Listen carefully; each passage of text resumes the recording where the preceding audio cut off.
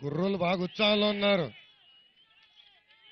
మంచి మంచి ఎండల్లో కూడా ఈరోజు నవలూరు గ్రామానికి వచ్చినప్పుడు ఇంత ఘన స్వాగతం పలికిన ప్రజలందరికీ పేరు పేరున నా హృదయపూర్వక ధన్యవాదాలు.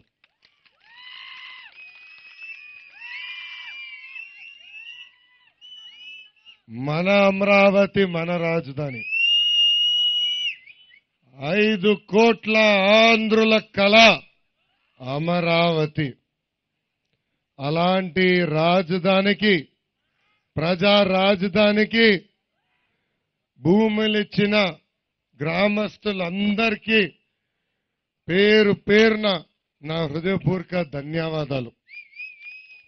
చాలా మంది చెప్పారు ఇవ్వద్దన్నారు, అసలు రాజధానికి ఇంత భూములు ఎందుకన్నారు. అయినా కూడా ఇక్కడున్న గ్రామస్తులు వాళ్ళ మాట నమ్మకుండా తెలుగుదేశం పార్టీ అధ్యక్షుల వారు, ఆంధ్రప్రదేశ్ ముఖ్యమంత్రి వర్యులు నారా చంద్రబాబు నాయుడు గారు పిలుపు మేరకు, ఆయన పైన ఉన్న నమ్మకం మేరకు మీరు భూములు ఇస్తాం జరిగింది. ఒక్కసారి మనందరం ఆలోచించాలా. 2014 రాష్ట్ర విభజన ఎలా జరిగిందో ఆలోచించాలా. కట్టుబట్టలతో మెడబట్టి మన బయటికి గెంటేశారు. హైదరాబాద్ రాజధాని తెలంగాణ రాష్ట్రానికి ఇచ్చారు. అనాదిలుగా ఆంధ్ర రాష్ట్రాన్ని వదిలేశారు. 16,000 కోట్ల మిగులు బడ్జెట్ తెలంగాణ రాష్ట్రానికి ఇచ్చి మనకి లోటు చేశారు. ఇన్ని ఇబ్బందులున్నా, ఎన్ని కష్టాలున్నా, కనీసం ముఖ్యమంత్రి గారు కూర్చునే దానికి ఆనాడు కుర్చీ లేకపోయినా ఈ రోజు తెలుగుదేశం పార్టీ ఇచ్చిన ప్రతి హామీ ఒక పద్ధతి ప్రకారం నిలబెట్టుకుంటాం జరిగింది. యావత్ భారతదేశ చరిత్రలో ఏ రాష్ట్రంలో జరగని విధంగా 24,000 కోట్ల రైతు రుణాలు మాఫీ చేసిన ఘనత మన ముఖ్యమంత్రి నారా చంద్రబాబు నాయుడు గారిది. మన ఒక్క గ్రామం తీసుకుంటే 1,311 రైతన్నుల్ని మనం ఆదుకున్నాం.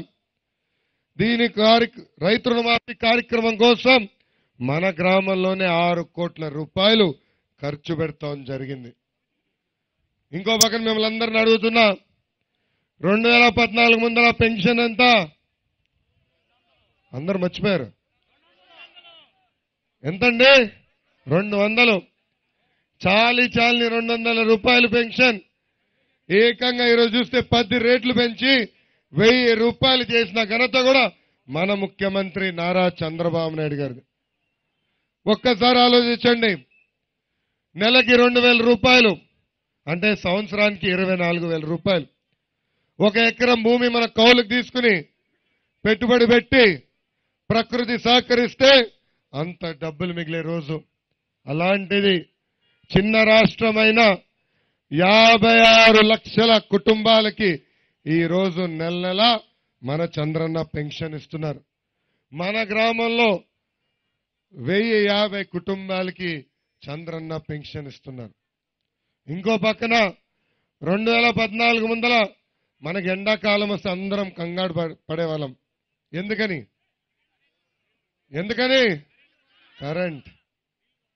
మా అక్క చెల్లెలు పెద్దమ్మ చిన్నమ్మలు అయితే రాత్రి టీవీ చూస్తే కంగారు పడ్డేవాళ్ళు, ఎప్పుడు కరెంటు పోతుందా అని. అలాంటిది ఈరోజు మీకు 24 గంటల కరెంటు కూడా మన చంద్రన్న ఇస్తాం జరుగుతుంది. అంతేకాకుండా నిరుద్యోగ యువకులు ఎక్కడున్నా వాళ్ళకి నెల నెల 2,000 రూపాయలు నిరుద్యోగ భృతి కూడా మన చంద్రన్న అందజేస్తున్నారు. డ్వాక్రా సంఘాల్లో ఉన్న మా అక్క చెల్లెలు పెద్దమ్మ చిన్నమ్మలకి పసుపు కుంకం మొదటి విత్తి కింద మీ బ్యాంక్ అకౌంట్ లో 10,000 రూపాయలు చంద్రన్న జమ చేస్తాం జరిగింది. ఈరోజు పసుపు కుంకం 2వ విత్తి కింద మొదటి 2 దశల్లో మీకు 6,000 రూపాయలు మీ బ్యాంక్ అకౌంట్ లో జమ చేస్తాం. ప్రతిపక్ష పార్టీలు ఆరోపణలు చేసినాయి, 2వ చెక్ చెల్లదని. అక్క చెప్పండి, 2వ చెక్ చెల్లిందా? డబ్బులు వచ్చినాయా? వచ్చినాయి. ఇంకా ఏప్రిల్ 5వ తారీఖు 3వ చెక్ కూడా మీకు చంద్రన్న అందజేయబోతున్నారు. అంటే 20,000 రూపాయలు మా అక్క చెల్లెలు పెద్దమ్మ చిన్నమ్మల బ్యాంక్ అకౌంట్లో మా చంద్రన్న నేరుగా వేస్తాం జరిగింది. ఇంకొక పక్కన గ్రామాల్లో చూస్తే ఎప్పుడు లేని విధంగా మనం అభివృద్ధి చేసుకున్నాం.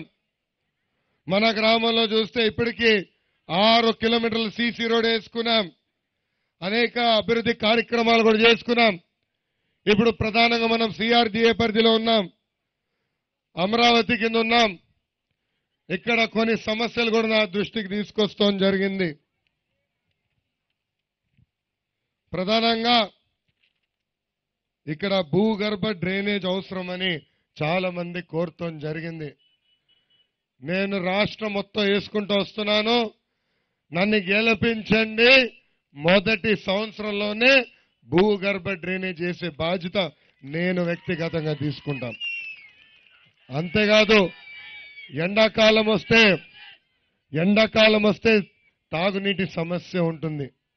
బిందులు పట్టుకుని బాగా దూరం నడవాల్సిన అవసరం ఉంది.